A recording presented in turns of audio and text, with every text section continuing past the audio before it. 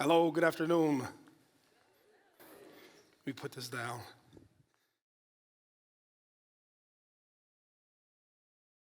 Well, I will say that I was utterly surprised driving up here.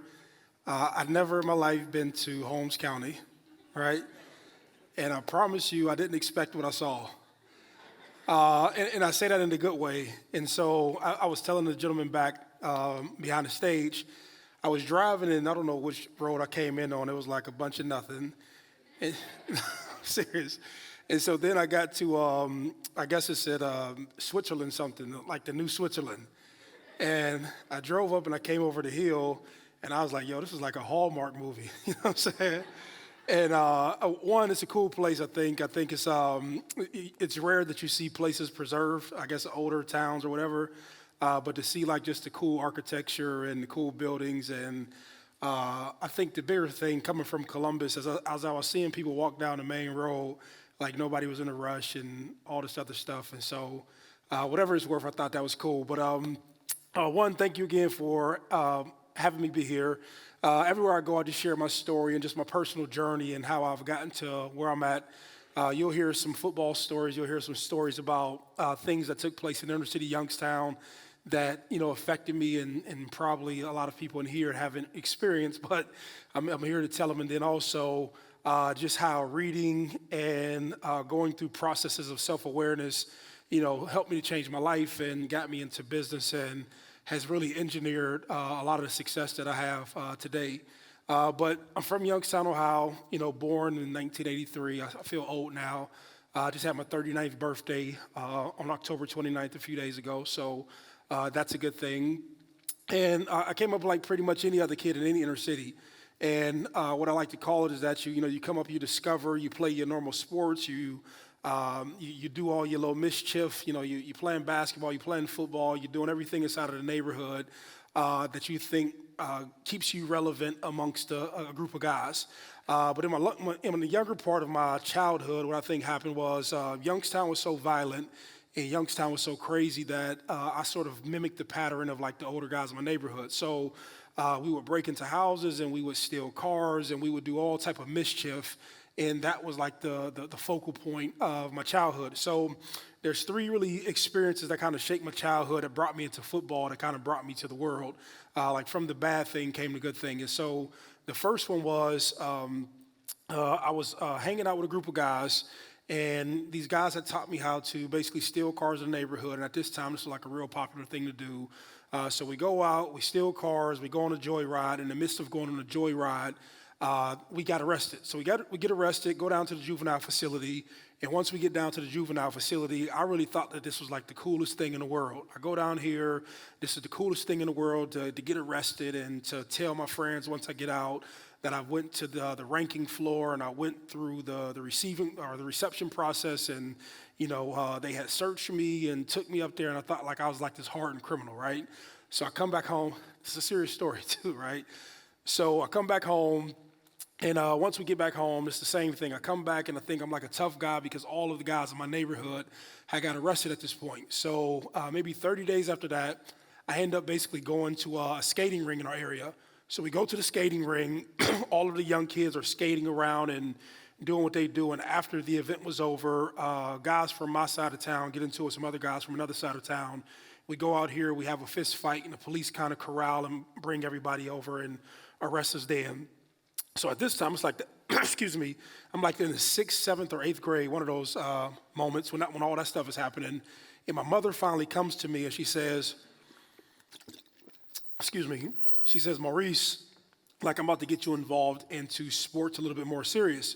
So we start going to the YMCA and we start going to the boys club and everywhere that they had like a rec league. And at this time, I didn't realize that I even had a gift for football. I didn't realize that I was real good. I had no measurable tool to say that, hey, I'm this good in comparison to everybody in my area or everybody in my state. But when I start playing sports, I started to realize that I was like a very aggressive kid.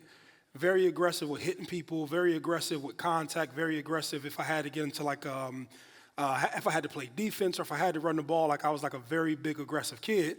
And I was like, man, this is cool, like I like sport. And so I stayed out of trouble for a couple years.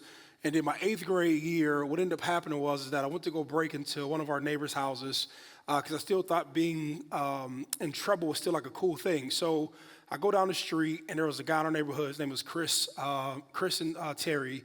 We break into the house because these PlayStations that the kids had. The PlayStation that just came out, it's like 97 or 98. And in the process of doing that, we take in the PlayStation, and there was a guy sleeping in the house. He wakes up, he comes, sees us in the house, he panics, he runs down the hallway, and in the process of doing that, I get scared, I run into panic, and I jump out the second story window. And once I jump out the second story window, bust my head, go to the ground, and lo and behold, I get arrested, and I go back down to the juvenile facility.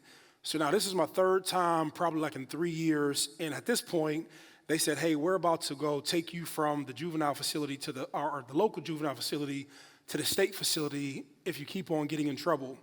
And at this time, it was maybe 2 or 3 in the morning, I'm imagining, there was the correctional officer, his name was Mr. Roland Smith. Like oftentimes, we have some man or some force come into our life to kind of help to redirect us and put us on the right road. And it was Mr. Roland Smith. And he came to me and he said, hey, man, I've seen you play football and basketball over the last couple of years, like you can do something. And he was saying it because he was an old college football player who turned into a correctional officer after he was done, but he also ran the strength and conditioning program for the state of, not for the state of Ohio, but for the local high school. And so he said, hey, man, let me see if I can go to the judge, put you on house arrest, and once you get put on house arrest, like let's see if we can work with each other for the entire your eighth grade year. So we go on my eighth grade year, and he comes and picks me up every day. He comes and picks me up every day. We go run hills and stairs and lift weights, and he gets me around these young kids. And at this time, I had an ankle monitor on, and I couldn't go anywhere. So basically, this was the same thing going on, going back and forth to the gym, going back and forth to the football field, and eventually, doing what I did. So my ninth grade year, and this is sort of like my Al Bundy stories. So my ninth grade year, I go out and I have success as a freshman. I end up starting on the varsity football team as a 14-year-old kid, and that basically happened in a short period of time. And what I had learned in that time was that, man, I was getting in trouble before, and I thought this was a cool thing, but when I went to the different high schools called Austintown Fitch, I realized that if I took football serious, that I basically can get out of my neighborhood, right? I never wanted to go to the NFL. I never thought about being rich. I never thought about anything other than that. My childhood in Youngstown was so crazy with shootings and killings and all this madness that I was growing up in. I was like, man, football is just a vehicle for me to get out of this situation. And so I was like, man, I would do anything to basically quit doing what I was doing.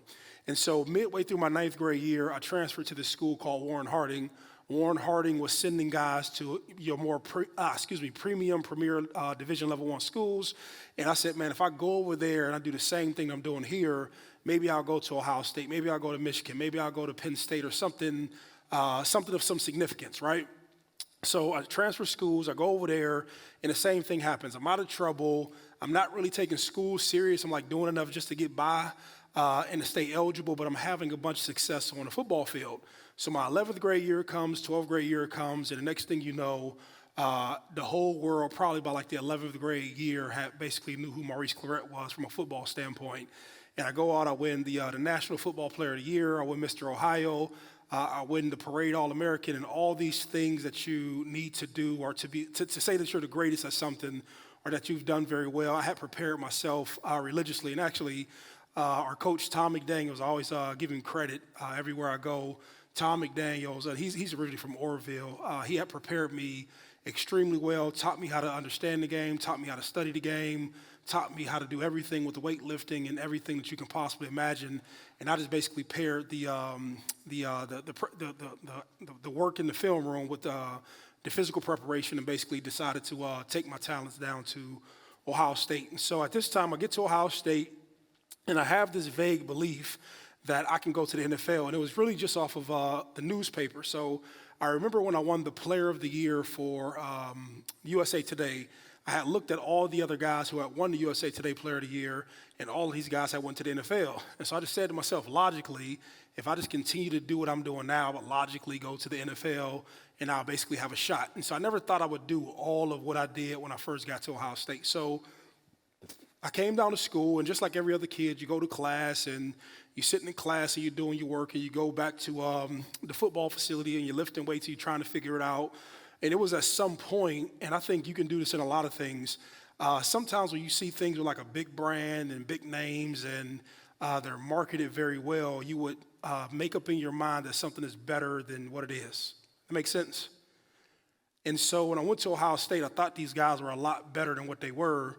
And when I got close to them, I said, they're good, but not good as me. You know what I'm saying? I'm a little bit like confident, but y'all get it, right?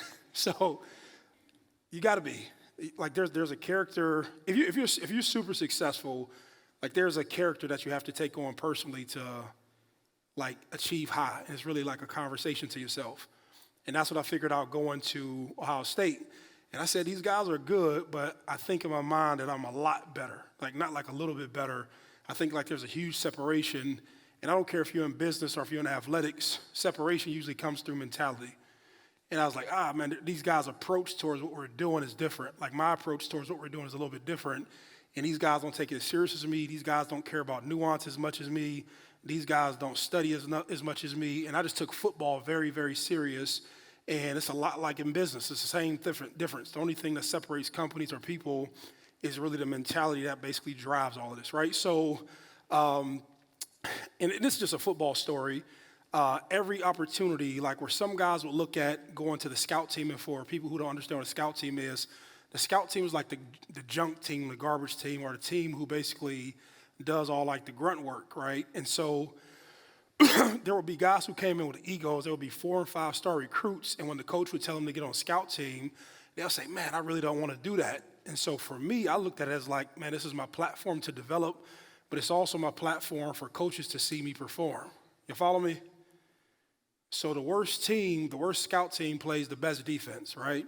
And so I used to say to myself that if I can go play with the worst scout team against the best defense, the defensive coordinators and the head coaches get a chance to watch me perform and play with a horrible set of guys. And so when it's my time to finally get in with the good guys, you know, I would naturally think that would naturally give me a lift. And I understood this like as an 18-year-old kid. And so that took place, and I eventually go to the first game, and 2 weeks before the season, I win the starting position. And in 1 week, and I say all that stuff prior to this to let you all know who I was, but in 1 week, I basically changed my entire life. It's our first game come around. I'm the first kid in Ohio State history to start running back at Ohio State. There's a huge expectation and pressure to perform very well if you run the ball at Ohio State. And I go out here, and in the first game, I run for 175 yards and 3 touchdowns. And so at that point, like the whole world knew my name.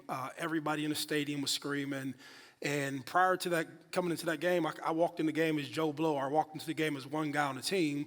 But when I left the stadium, and I remember we had the media day, not media day, but you do like a media thing after. And I remember coming outside the stadium, and man, like as God is my witness, I remember it probably had to be a couple hundred people still standing outside. And I thought to myself, I was like, man, I know these people ain't here for me. As soon as I come out, it was like Maurice. And I'm telling you, it's like a euphoric feeling that you get when people like appreciate what you do. You know, I don't care if you're an artist, I don't care if you're a musician, I don't care if you do business and somebody experiences your product, or, you know, even whoever built these facilities here, if somebody appreciates what you do, there's like I don't know, there's an energy that gets exchanged that becomes like very euphoric. You know what I'm saying? And I experienced it, and I was like, man, this is kind of cool. And so I remember also my brothers and my cousins and my guys from my neighborhood, the guys who I grew up with, all of them were there. And it didn't feel funny that they were there because they were there supporting, but they was like, yo, let's go out and let's go celebrate and let's be cool. And there's a lot that's said about my story or that had been said in the past about what went wrong. But when I got in trouble and I was reflective, I started to realize what went wrong at what places. And I think like this was like a major moment. And so there's a lot of people who in their mind, and this is real important, like when you become successful, you think that you're supposed to do certain things.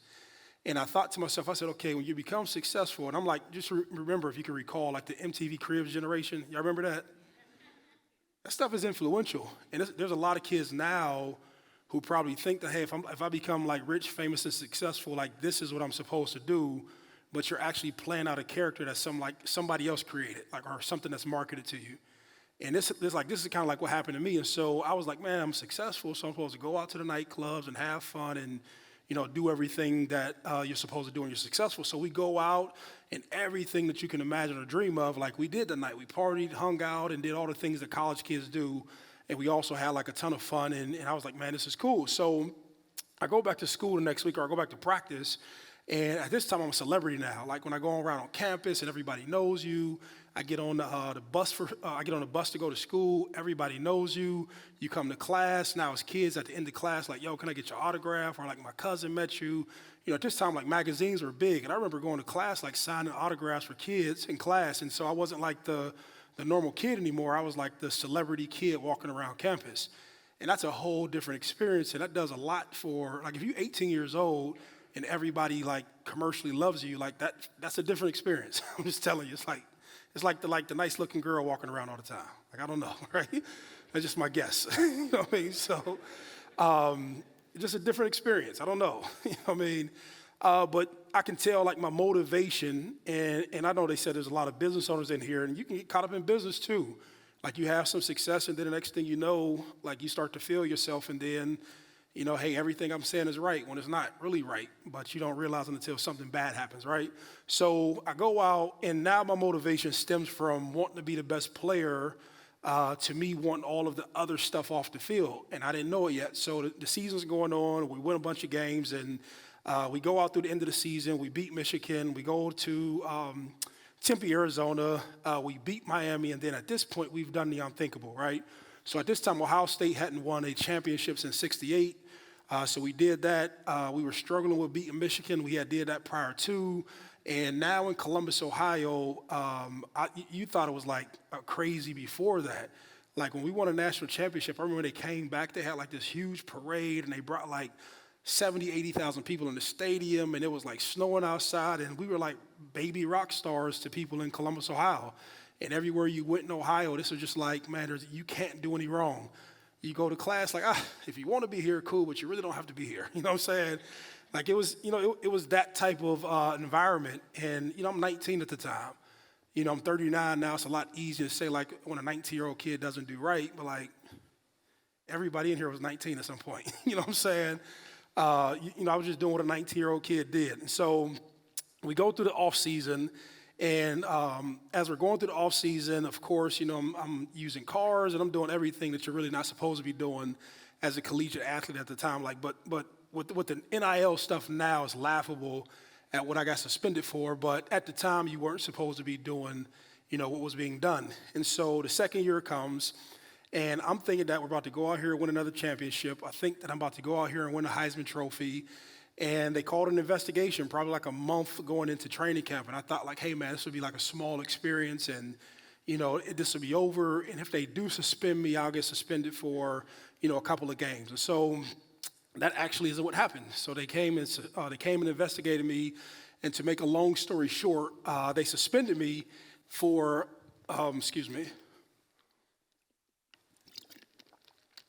they suspended me indefinitely. Essentially, they suspended me indefinitely, and they had some parameters around what it would cost for me to come back to the team. So when they suspended me, and this is probably that was like the entertaining, boring part of my story, but to let you all know who I was, but this is kind of where I felt like my life kind of began. And so there's different types of stress, and you don't know them until you actually go through them. And so when I got suspended, and you just don't know the feeling, like when you experience something you've never went through before, you can't put a word on what you're actually experiencing. So when they suspended me, I remember at this time, like Jim Brown had left, Jimmy Sexton, who was my agent, had left, and everybody had left from the NCAA investigation, right? I couldn't go back to the school anymore, and I had no more supportive structure, and I was at home most of the time myself. And so when they suspended me, there was a bunch of isolation, a bunch of time by myself. And I remember, it used to be these commercials. You remember the commercials where it'd be like, if you can't sleep, you can't rest, you can't do this, like call this number because you're depressed. You know what I'm saying? I remember seeing those videos when I was like coming in like from having a late night out. And I was like, man, I wonder who feels like that. But I remember growing to a moment where I felt exactly like that. I was like, man, I can't sleep, I can't rest. Like I keep on thinking about the same things over and over. Like I'm shameful. I don't want to be around people. I hate to have conversations with people. I don't have any goals. I don't have any ambitions. I don't have any directions. And so I would feel all that stuff, but I didn't know how to articulate that to people because like I just didn't have the words for it. I didn't have like, I guess the courage to be like, yo, I'm just like kind of lost right now. And I kept on going through life like that day by day. So where I found myself was I was like, okay, I'm feeling like crap. Man, you know what? I'll go down to the local nightclub. When I go down to the local nightclub, I'll drink, I'll smoke, I'll have sex, and I'll just do everything I can to entertain myself. And so drinking, drugging, and having sex is entertaining. It feels good, and you can do it day in and day out. There's a location open Monday, Tuesday, Wednesday, Thursday, Friday, Saturday, Sunday. I promise you, if you're looking for it, you can find it, right? And so when you Maurice Clarett in Columbus, Ohio, you can find it repeatedly. But I also didn't realize that I was losing myself. You follow me? And so there's a lot of people who can lose themselves and have a whole lot of fun doing it along the way. And so I was actually supposed to be getting prepared for the NFL, and I'm doing this for 2 years. And so I don't want to make another long story. I just want to kind of get into like the better part of the story.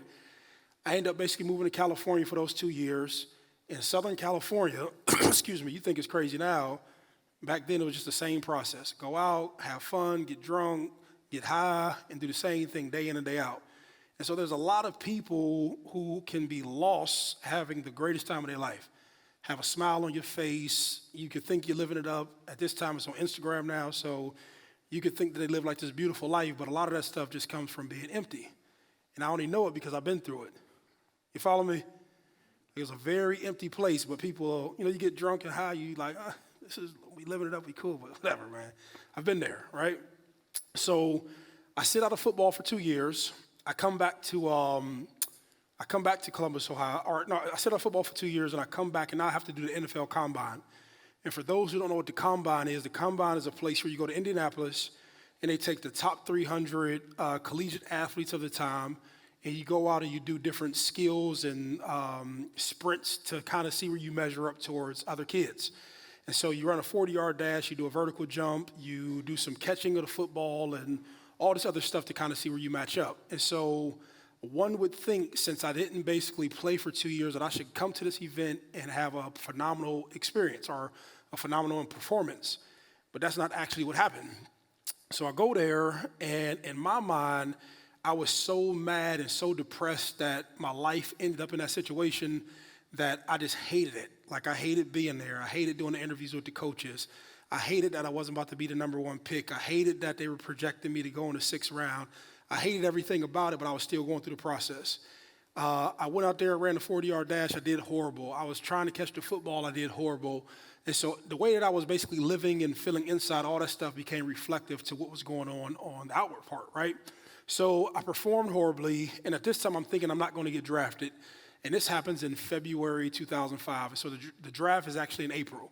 So April comes, I don't think I'm going to get drafted, and lo and behold, midway through the night, the Denver Broncos draft me. So they draft me, and there was an initial feeling of like, man, this is cool because I knew I wanted to go to the NFL, but then there was also like a host of anxiety on one end. I said, man, I know I'm not prepared for this. And I knew I wasn't prepared because I knew what it took to be the number one player in the world. I knew what it took to be what I was doing at Ohio State, and I knew I didn't have a fraction of that discipline or structure in my life. And I knew at some point, like, things are going to show themselves, right? So I don't care who you are, whatever industry, whatever you do. Like, if you're not prepared at some moment, like, you could be a fraud for a little bit. You know what I'm saying? You can fraud, you can trick, you can manipulate, but at some point, like, if you're a serious player in anything you do, at some point you collide with like life, and then life reveals you for who you are, right? And that's what happened when I went to Denver. I'll go to Denver, and just the mandating of responsibilities, being there at 7:30, practicing at 7:30, watching film for 3 hours after, practicing again at 1, watching film after, and coming back doing that day in and day out, like just the process and the rigor and the frequency of being responsible was like, basically was like what broke me down. And so the next thing you know, I started to have struggles, and the team came to me. The team seen that I wasn't a professional. So you're supposed to get your professional rigor in college, and then you're supposed to be refined once you get to the NFL. So I was in the streets, and I was ripping and running around Los Angeles. I didn't have the time to basically prepare myself. So They said, hey man, can we come to you? Can we sit down? Can we talk to you? Can we get somebody to help you? So the first thing they did, I didn't realize it, they were trying to give me like gold, right? But if your mind's not in the right place, you don't understand what somebody's giving you. So they said, man, can you sit down and talk to the sports psychologist? And I remember when they took me in the room and I was sitting down with the lady, I was thinking to myself, like, man, what is talking going to do with somebody? You follow me? And so like everything functions off mentality. I was like, there's no way that she can say something to me that'll help me change myself. And I started to realize that everything comes down to like how you view yourself. So in my mind, I was this guy from Youngstown who thought he was a gangster. So if you think you're a gangster in your mind, you can't even receive and open up to people. And that's basically what happened. I thought I was a gangster. She was trying to talk to me like a professional athlete, and just the information wasn't connecting. This makes sense? And so I was actually fighting her because I wanted to like maintain who I was. Like they say, humility is the beginning of all understanding. I wasn't humble enough to be like, okay, let me submit to what you're talking about so I can actually understand and grow. And so that's basically what happened. So I was fighting her back, and then they came back again. They said, hey man, let me put Jerry Rice and John Lynch around you. John Lynch is a legendary safety that played. He's the general manager for the 49ers. Let me put Jerry Rice around you. He's a legendary wide receiver. He was with us with camp. I said, I don't want to be around these guys. These guys make me do the right thing. And so the team seen my potential, but I fought it because they were asking me to be responsible. Crazy, right? This is really happening. And so at some point they said, man, look, you want to keep on being a fool, like you have to go. Like you can't be here. You're disrupting the unit. So when they let me go from there, I didn't even realize I can get lower. I slipped into a deeper depression. So now, like getting embarrassed like in front of your friends is one thing. Getting embarrassed in your hometown is another. But like getting embarrassed on like ESPN, like like that thing reading across the screen, that's a different level of embarrassment, right? Everywhere you go, people call you a loser. You know, man, you blew it. You know, all these things, like I don't care how many times you run the football, like if somebody criticizes you, it's still, like if you're not emotionally mature enough, like you still internalize that stuff because, like, okay, when Maurice Clarett was made before, like the fans and the people make you. So you hold a lot of value into what they say about you. And so it wasn't until like I got in prison and started educating myself that I said, like I built myself up and there's reasons I love myself outside of football. Follow me? Okay, right? So next thing you know, I'm kicked away from the team and I come back to Ohio and I go back to Jim Trussell and I say, hey, Coach Trussell, I'm lost. I know I'm lost. I keep on failing. This is 3 years in a row that my life hasn't improved. I said, hey man, you know, can we figure something out? So once again, he said, Maurice, you're out of shape. Can you please go ahead and get in better shape than what you are? I'll send you over to NFL Europe. And he said, also, I need you to go back to school. The first part was easy because I like working out. I like lifting weights. I enjoy doing that. The second part was tough because I had been pushed through school since the 9th grade. You follow me? So they did my work the 9th grade, the 10th grade, the 11th grade, the 12th grade. And at this time, I'm 21 years old with like a 9th grader's education. So when he's telling me to go back to school as a regular student, I'm like, man, this is going to be tough. I don't even know where to start. They don't even have classes for me, and this was a real thing. So I said, okay, I'll go to school, but I'll just disappear and disconnect from myself because I know I can't do the schoolwork. So I ended up basically going back to start training. I didn't have anything to do. And so what actually happened was the same kid who was getting arrested, the same mentality, the same behavior, that mentality just stayed with me as an adult. And at 21, I started doing the same crimes, the same stuff I was doing as a kid. Y'all follow me? Same stuff happened, same mentality, same crime, same everything. And eventually, I committed a robbery down in Columbus, Ohio, in downtown, and I got arrested. So 3 weeks after that, I found out that my wife, Ashley, she's pregnant. Well, she's pregnant. This is probably 3 weeks at this time. So she's pregnant with Jaden. That's another level of stress. And for the entire time in 2006, like I can't remember one day from another. I don't remember sleeping more than 3, 4, 5 hours a night. Like I'm thinking I'm going to prison. I know I messed up my football in the NFL. I know I messed up my college career. Every day I go out the house, it's always a question about football. It's always a question about failure. And that was probably like the lowest I ever felt in my life, just that entire period of time. And so 2006, August 9th, which was a massive event for TV, I got caught running from the police, and I got caught with weapons and guns in the car, and eventually arrested and taken down to Franklin County Jail. And contrary to what one would believe, I was actually happy and excited, not excited, but I was happy that I could no longer destroy myself. And I'm pretty sure if you see a lot of people who either went to some sort of institution or some sort of like incarceration, if their life was out of control, they'll tell you that they're happy that they can't continue to self-destruct and that some other force had come in and basically, helped them to get themselves back in order. So I go out here to, I'm in Columbus County Jail. I finally get a mental health evaluation. They diagnosed me with severe anxiety and severe depression. And since September 2006, I started basically with mental health medication. This was before like the whole mental health craze had become like a normalized conversation. And so I remember when they first started medicating me, it was the first time where I was like, man, I don't feel so anxious. Like, man, I don't feel so pent up. I don't feel so aggressive. I don't feel so violent. I don't feel so something that I used to feel when my world wasn't slowed down. And so this was also the first time that I was isolated in a 9x4 cell. So you have a toilet, and it's a 9x4 cell, and you're basically isolated, right? And so you're locked down for 23 hours out the day. You have 20 minutes to leave one area of the facility and go and use the phone for 20 minutes. Another 20 minutes to go to work out in another cell, and another 20 minutes to use a shower, which is basically like a water fountain turned upside down that runs over you. And so there's a lot of time that you just reflect in here, right? And I did that for the first 7 months of my incarceration. So I'm sitting on the bed, I'm asking myself, like, how do you go from Mr. Everything with all this potential to the guy sitting inside of the Franklin County Jail, right? How do you lose your opportunity in the NFL? How do you lose your opportunity in college? How do you become a disgrace to your family? How do you become a disgrace to all the people who helped you get into the situation that you're in? So you start to ask yourself these questions, and you start to say, hey man, like I've put myself inside of these things, right? And I think that there's another force that happens, like when you start to ask questions, you start to become more self-aware. I think like the universe and God presents you with opportunity to grow if that's what you're willing to do.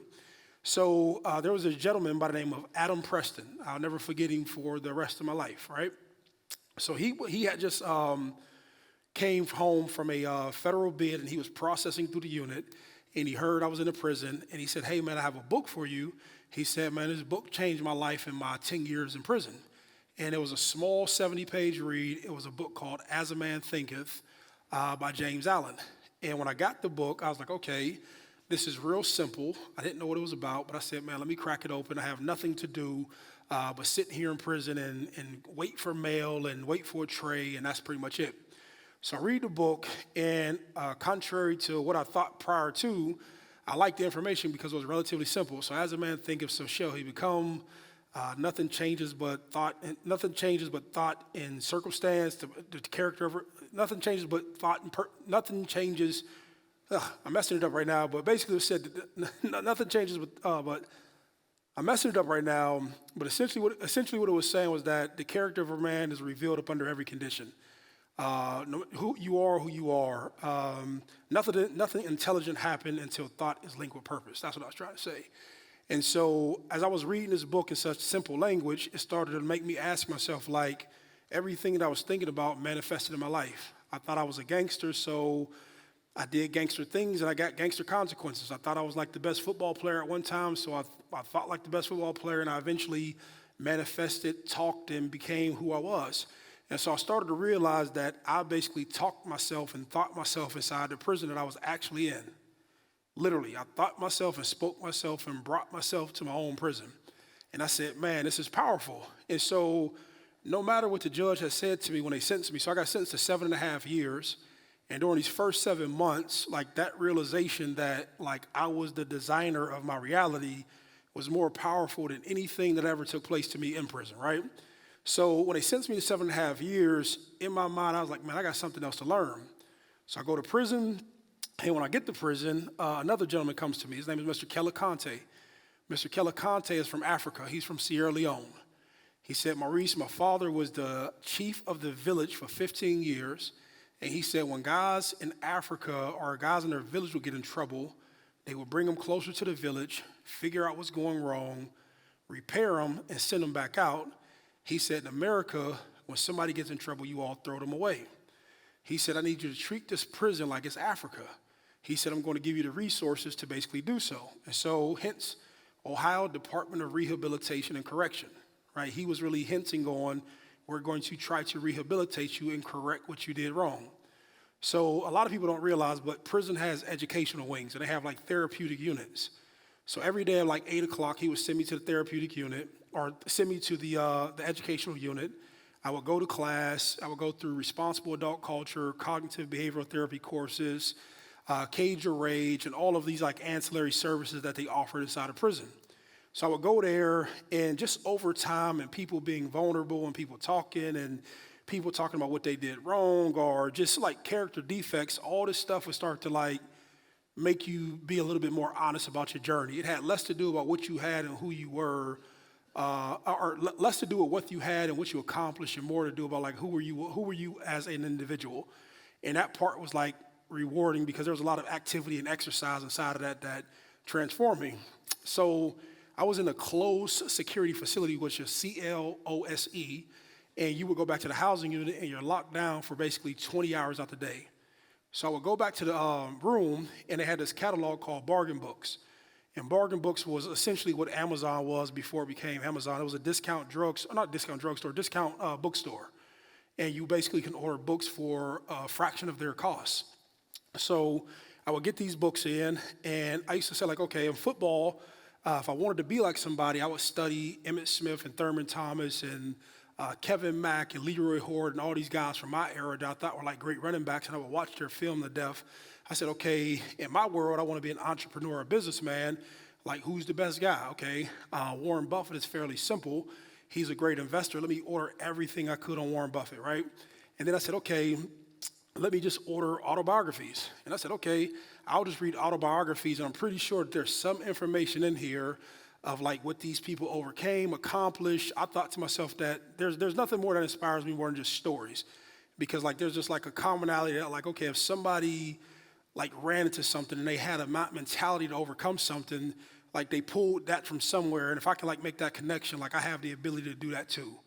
And so I just became like a nerd in prison. So I would sit there and I would go to commissary, and I would buy these legal pads for 69 cents. And I'll grab my pens, and I'll just read and take notes and highlight and take notes and highlight and take notes.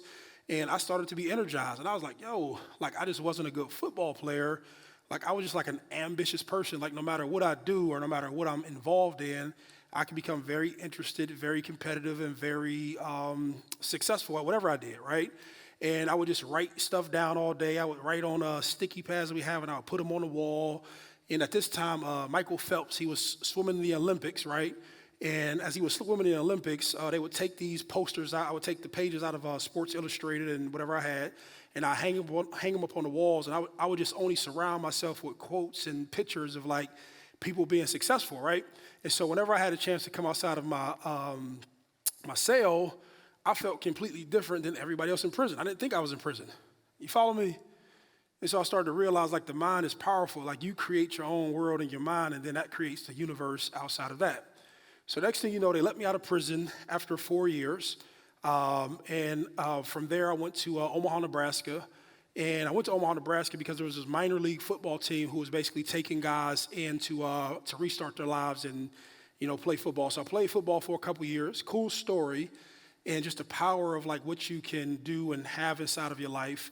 I had a chance to run into and meet and sit down with Warren Buffett for 5 hours.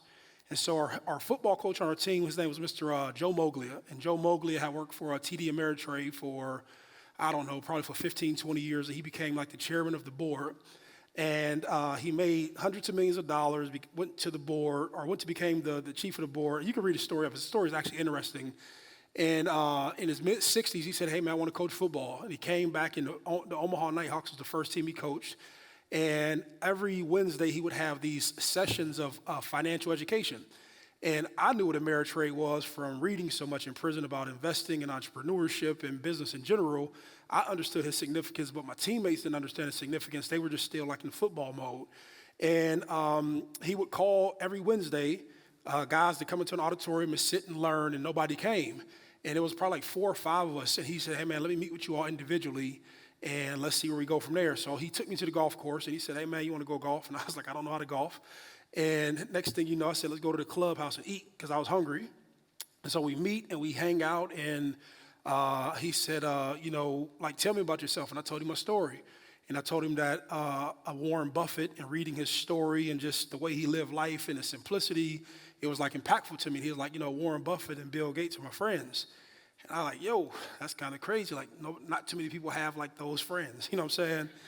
And he said, I'll see if he'll meet you. And so the next thing you know, he goes to, I guess, have a conversation or a call. And later on in the afternoon, or a couple of days later, Warren Buffett calls me. And I knew who he was because I'd seen him like on so many interviews.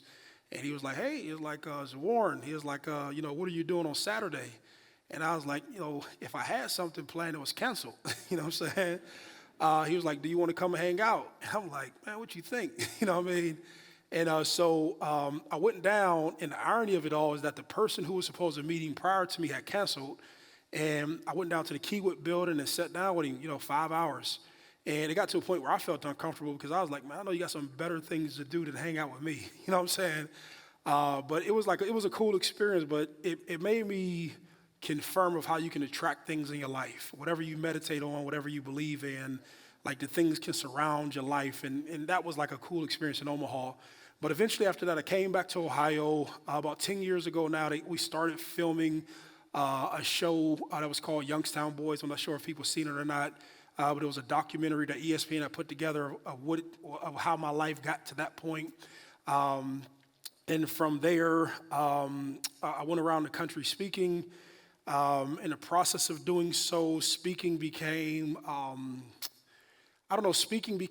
believe it or not, it became a lot like prison after that show came out, and I'll tell you how.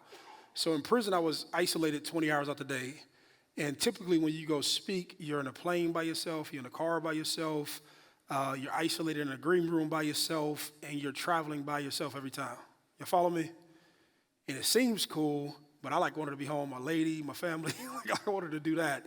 And when you're speaking, I don't know, probably 80 times a year, it can become like very mundane and very impersonal. When COVID happened, it shut down everything in regards to speaking. And it's cool to be out and about and see people and shake hands and do this again. And this feels like cool and special again. But when you're just doing it so much and it becomes like the run-of-the-mill thing, it just doesn't feel like what it's supposed to feel like. And I think this is supposed to be like an exchange of energy and people, and you can appreciate coming to somebody's town, and you can appreciate the differences and all this other stuff that goes along with, integrating yourself in somebody's community or inside their space for wanting to invite you. So I don't know, very weird, but that's how I see it, right? So the next thing you know, I spoke a bunch, but then I said, hey, man, I need to start building something or building business, because that's what basically I was interested in. So I had made some money from speaking, and the first venture that I started getting into was transportation and packaging. And these were things that I had experienced and learned about when I was in prison. And I knew that I was able to leverage me basically being a minority supplier, where I can go to these Fortune 500 companies, and they had a portion of business that was cut out, and I went to Cardinal Health and established some business with them. And I started, this was before Amazon did a bunch of this last mile delivery stuff. They used to have, companies in Columbus who you could subcontract with, and I basically had a series of trucks that we would do last mile deliveries, and I would do packaging, and I would broker pallets, and it was like this whole little business that had started. And I was also doing that with speaking. And in the process of doing that, I was making money, but then this was the first realization. I was like, okay, making money wasn't the end all of everything. And I think if you've never made money, you first make it and you have that experience, you say, okay, it's cool, but it didn't do what I thought it was going to do to me. You thought it was going to be like this big windfall, but that's not really what happens. You have that for a moment, but then you start to realize that it's just more responsibility. That's all you have. And in the process of doing that, I end up going to speak at this place in Toledo, Ohio, and I'll kind of get to the end of my story in a second and to kind of tell you what I do now, because it's far removed from trucking. So I went to Toledo, Ohio, and when I went to Toledo, Ohio, I spoke to them, and there was this gentleman who was mentoring some high school kids after, and he was mentoring them, and he had them do a breakout session, and he had these kids go through a cognitive behavioral therapy exercise. It was an activating event, the mind activity, the body reaction, and the consequence. And I remember doing this activity in prison for 4 years. And after he was done showing the kids, and I could see that there was like a disconnect between the information he was providing and the kids, I was saying to myself, like, man, this is what I want to do, because when I was in prison, I remember having a deep connection and an influence over young guys when I would teach this information or engage with kids. And so he said, I run a behavioral health organization, and I work with guys with mental health issues and recovery. And that was right up my alley, because my history with drinking and drugging, what I had known for me going to therapy, what it had done for me taking medication, what it had done for me. And I said, yo, I would love to integrate this back into my hometown of Youngstown. Let me see if I can go back here and build this, basically build this agency or this organization back in Youngstown. And so I did that, went through about an 8-month consultation with a group who basically walked me through getting all my policies and procedures and just everything that you need basically to start a business. And we started that in 2016, and basically we're still up and running. And we impact a ton of people, probably house 60 people on a regular basis, men and women who come from different treatment centers and probations and every walk of life with every issue. We house and treat and assist from the adult standpoint. But we work with, on a weekly basis, probably about 600 kids in the Youngstown City Schools area and the surrounding areas. And so I did that for hands-on, day in and day out for maybe 3 or 4 years. And eventually we got a management structure in place, and we have guys and women who've been with the company for a while now, and they kind of run everything day to day. But in the process of doing that, and I always say, you never know who you're going to run into when you're on your best behavior. So I was in California, and I'll talk about what I do now, and then if anybody has a question, feel free to ask after. But I was in California, excuse me, and I had some friends who are Jewish. This was right after Passover, and we were sitting on the back, and they had a barbecue, and we were hanging out. And what eventually happened was that a guy said, hey, man, you run treatment centers in Ohio. He said, can you tell me how to open them up, because we want to open up one here in California. So I walked him through how you open up a treatment center, run a treatment center, and what I had known at that time in my life. And so he said, hey, after we got done and after he got the information, we kind of like parted ways, but there was another guy. It was this Russian gentleman who were business partners and great friends with. He said, hey, you're from Ohio? And I said, yes. He said, he was like, do you all have diabetics in Ohio? And I was like, do we have diabetics? I'm like, yes. They got diabetics everywhere, right?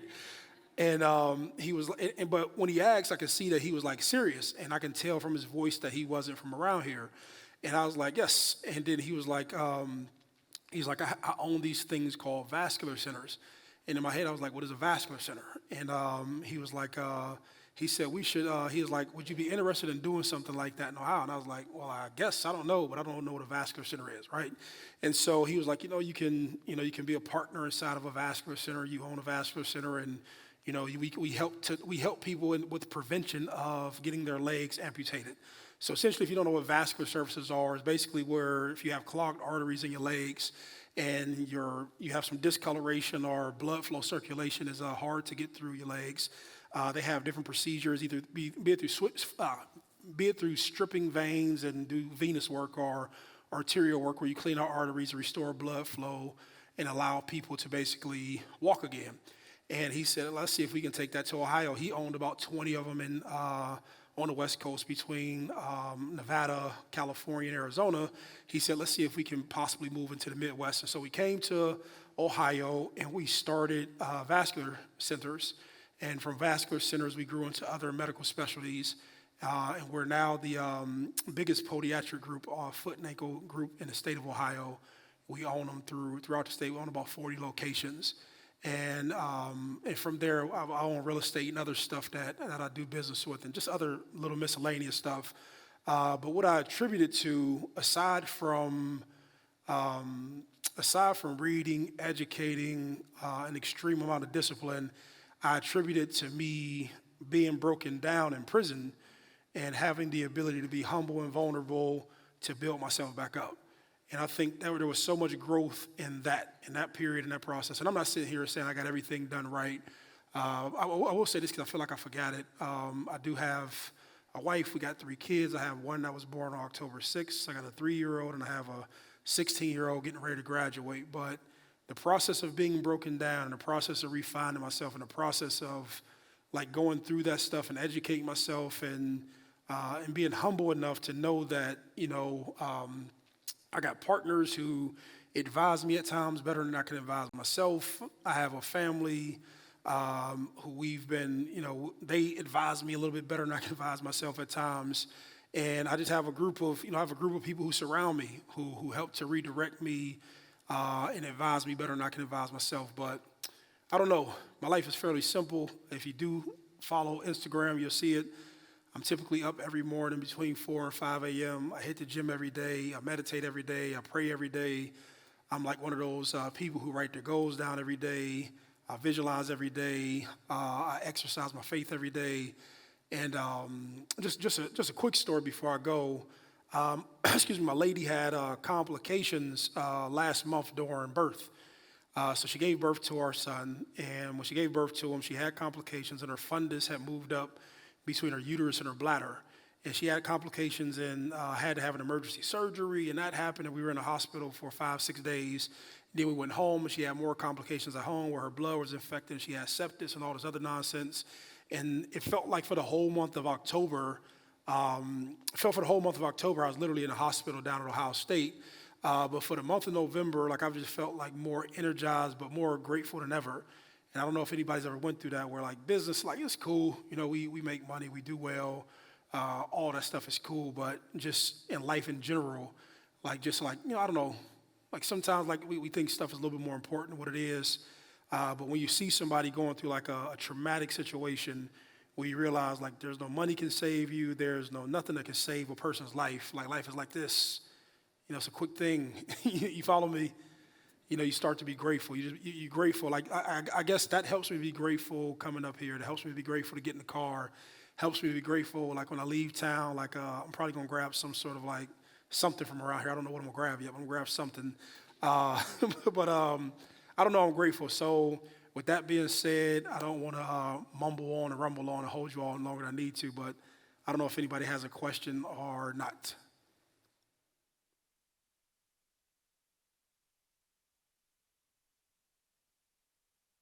I guess not. Well, I'll be outside after, and thank y'all for having me.